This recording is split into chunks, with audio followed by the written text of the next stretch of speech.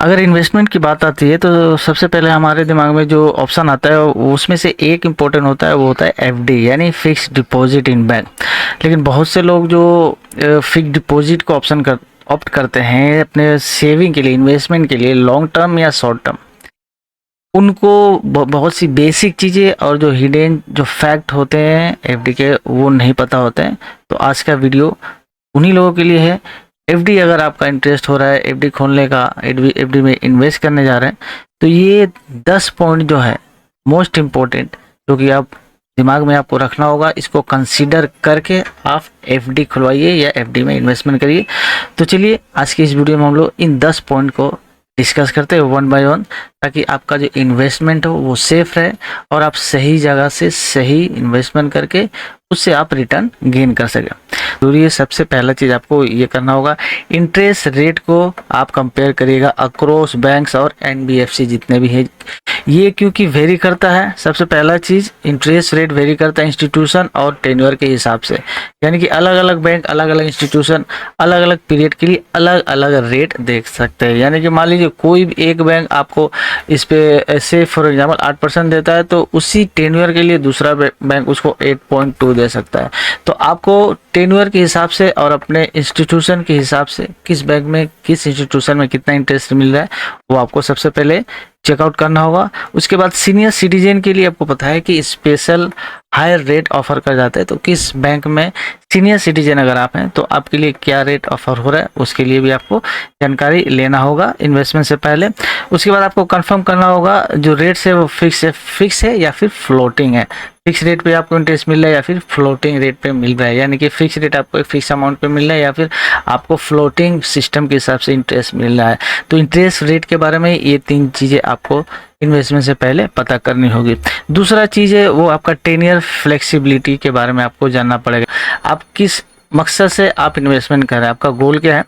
देखिए, इन्वेस्टमेंट के कई पर्पज हो सकते हैं, तो आपका पर्पज सबसे पहले आप टेन्योर क्या यूज़ करें, यानी किस टेन्योर के लिए आप इन्वेस्टमेंट करना चाहते हैं और आप कितने समय के लिए इन्वेस्टमेंट करना, ये आपका टेन्योर हो गया। और आपका गोल क्या है, किस पर्पज़ के लिए इन्वेस्टमेंट कर रहे हैं, क्योंकि इन्वेस्टमेंट देखिए शॉर्ट टर्म के लिए भी होता है और लॉन्ग टर्म के लिए भी होता है। तो इन्वेस्टमेंट शॉर्ट टर्म यानी कि आपको मिनिमम अप टू 1 ईयर तक का जो होता है वो शॉर्ट टर्म में काउंट होता है, डिफाइन किया जाता है। और लॉन्ग टर्म यानी कि 5 साल या उससे अधिक जो इन्वेस्टमेंट होता है वो लॉन्ग टर्म व्यू के लिए इन्वेस्टमेंट होता है। तो आपका क्या पर्पज़ है उस हिसाब का आपको इन्वेस्टमेंट करने से पहले ही आपको डिसाइड करना होगा, ठीक है। उसके बाद आपको अलाइन करना पड़ेगा 10 ईयर और फाइनेंशियल नीड आपका क्या है, यानी कि आपका इमरजेंसी फंड अगर कुछ चाहिए उसके लिए, या फ्यूचर एक्सपेंसेस के लिए, या फिर आपको फ्यूचर जो गोल्स हैं एजुकेशन पर्पस के लिए, या फिर मेडिकल एक्सपेंसेस के लिए, या फिर फ्यूचर का आपको प्रॉपर्टी खरीदने के लिए क्या आपका गोल है, कि आपकी नीड है फाइनेंशियल फ्यूचर की, वो आपको अलाइनमेंट करना होगा इन्वेस्टमेंट करने से पहले, क्योंकि उसी हिसाब से आप अपना प्लान सिक्योर कर पाएंगे, प्लान चूज कर पाएंगे जो कि आपके लिए करेक्ट होगा।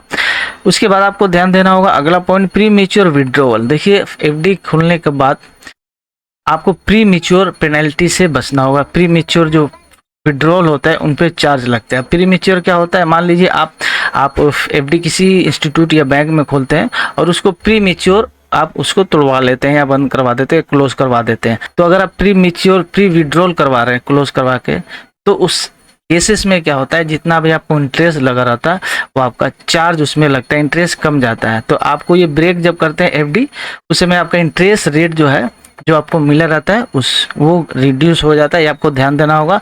और उस पर पेनल्टी भी लगती है। पेनल्टी आपका 0.5% से लेके 1% तक वेरी कर सकता है, बैंक टू बैंक ये विड्रॉल पे वेरी करता है। तो ये आपको इस बैंक में क्या प्री मैच्योर विड्रॉल पेनल्टी है वो उसके बारे में आपको सबसे पहले, यानी कि बिफोर हैंड आपको ये पता होनी चाहिए पे आउट क्या होगा, यानी कि प्री मैच्योरिटी या नॉन क्यूमुलेटिव और नॉन क्यूमुलेटिव। अब क्यूमुलेटिव एफडी में क्या होता है कि इंटरेस्ट पेड होता है मैच्योरिटी के बाद, कंपाउंडेड अमाउंट में मिल जाता है। ये नॉन क्यूमुलेटिव एफडी क्या होता है, इंटरेस्ट जो है आपको मंथली या क्वार्टरली एक इंटरवल पर मिलेगा। ये उन लोगों के लिए सही है जो एक रेगुलर इनकम चाहते हैं, उनके लिए बेटर है कि आपको क्वार्टरली या मंथली एक इनकम मिलता रहेगा। तो आप किस तरह का एफडी चाहते हैं ये भी आपको पहले से डिसाइड करना होगा, क्यूमुलेटिव और नॉन क्यूमुलेटिव, ठीक है।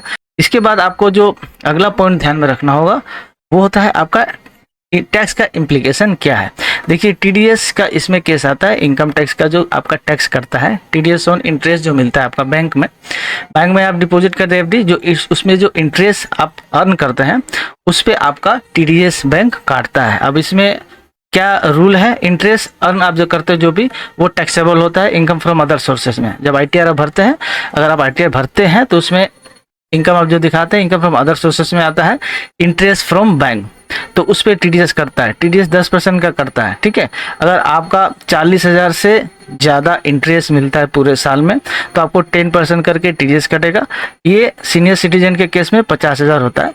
तो ये आपको टैक्सेबिलिटी के बारे में भी ध्यान होना चाहिए कि आपका जो इंटरेस्ट है उस पर आपको टीडीएस कटेगा, ठीक है। अगला पॉइंट जो आपको ध्यान में रखना होगा, सेफ्टी। अब आपका एफडी का सेफ्टी क्या है, यानी कि FD are low risk but very high safety. आप लो रिस्क में होते हैं एफडी में इन्वेस्ट करने के बाद, लेकिन आपको वेरीफाई कर लेना होगा बिफोर हैंड कि आपका सेफ्टी उस एफडी में है कि नहीं। बैंक एफडी जो होते हैं आरबीआई इंश्योर्ड होते हैं 5 लाख तक, जो भी होता है 5 लाख तक जो है एफडी है वो इंश्योर्ड होता है अंडर DICGC इसके अंदर। उसके बाद एनबीएफसी जो एफडीज होते हैं वो हायर रिस्की होते हैं, इसमें कोई रिस्क इंश्योरेंस नहीं होता है, ठीक है। तो आप एफडी के इंश्योरेंस, एफडी का जो सेफ्टी है उसके बारे में आपको भी ध्यान, ये पॉइंट रखना चाहिए, आपके दिमाग में होना चाहिए। आपको अपने रिटर्न्स को मैक्सिमाइज करना होगा। उसके लिए क्या करना होगा, आपका जो इन्वेस्टमेंट है समय समय पर मल्टीपल एफडी में आप इसको इन्वेस्ट करिए, तोड़ के रखिए, क्योंकि देखिए ये स्ट्रेटेजिक रूप से आपको करना होगा। 10 ईयर आपको बदलना होगा। मान लीजिए कहीं पे आप इन्वेस्ट करना है, आपको कहीं और इंस्टीट्यूशन किसी बैंक से बेटर एफडी मिल रहा है, तो आप क्या करिए, उसको आप तोड़िए, इसको मल्टीपल्स एफडी में रखिए, मल्टीपल्स जगह में। इससे क्या होगा, जो आपका टोटल क्यूमुलेटिव रिटर्न होगा वो आपको अच्छा मिलेगा। उसके बाद आप लिक्विडिटी का भी ध्यान रखिए, इससे क्या होगा, आपका री इन्वेस्टमेंट रिस्क जो है वो कम हो जाएगा, ठीक है। अगला पॉइंट जो आपको ध्यान रखना होगा वो होगा भाई नॉमिनेशन फैसिलिटी है कि नहीं एफडी आप जहां खोल रहे हैं। अगर नॉमिनेशन फैसिलिटी अगर चाहते हैं आप, नॉमिनेशन यानी कि आपका एफडी है, आपके बाद जो नॉमिनेटेड होते हैं पर्सन उनको आप पैसा मिलता है, तो नॉमिनेशन फैसिलिटी आपके एफडी में है कि नहीं है, अगर ये इंपॉर्टेंट चीज़ है, अगर है तो आपको नॉमिनेट वहाँ पे करना होगा किसी को। फिर ये हैसल फ्री जो क्लेम होता है, क्लेम वो उसके लिए सुविधा होता है, क्योंकि आपका एफडी है, अगर कोई नॉमिनेटेड नहीं होगा तो फिर क्या होगा कि आपके बाद वो पैसा बैंक के पास रह जाएगा, कोई उसको क्लेम नहीं कर पाएगा। तो नॉमिनेशन आपको डालना पड़ेगा। लोन के अगेंस्ट में जो एफडी के अगेंस्ट में जो है लोन ले पाएंगे। देखिए अभी loan against FD in emergency, अगर इमरजेंसी है, आपको कभी तुरंत पैसे की जरूरत पड़ी है किसी कारणवश, तो आप क्या है 70 से 90% तक एफडी के ऊपर आपको लोन दिया जा सकता है बैंक के द्वारा, इंस्टीट्यूशन के द्वारा। 75 से 90 ये वेरी करता है इंस्टीट्यूशन टू इंस्टीट्यूशन, आपका बैंक टू बैंक। तो आप इसके अगेंस्ट में आप लोन भी कर सकते हैं। और कभी कभी क्या होता है कि किसी कारणवश ऑटो रिन्यूअल अगर ऑन नहीं होता है तो क्या होता है, आपका जो एफडी है इनएक्टिव हो जाता है, क्योंकि पता नहीं चलता कि कब रिन्यूअल कराना होता है कि नहीं होता है। तो आपका यहाँ पे एक ऑटो रिन्यूअल का भी ऑप्शन होता है एफडी में, तो अगर ऑटो रिन्यूअल का ऑप्शन है तो आप उसको ऑटो रिन्यूअल का ऑप्शन अवेल करके रखिए।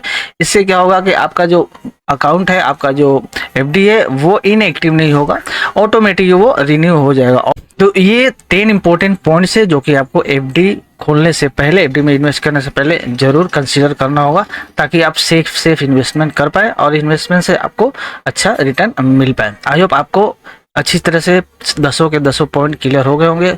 कोई क्वेश्चन है, कोई डाउट है तो आप कमेंट कर सकते हैं। वीडियो अच्छी लगी तो शेयर करिए, लाइक कर दीजिए वीडियो को, चैनल पे साथ बने रहिए और इसे सब्सक्राइब करके बेल आइकन कॉल पर सेट कर लीजिए, ताकि ऐसे इन्फॉर्मेटिव वीडियो आपको रेगुलर मिलते रहे। मिलते हैं नेक्स्ट वीडियो में, तब तक के लिए थैंक्स फॉर वॉचिंग।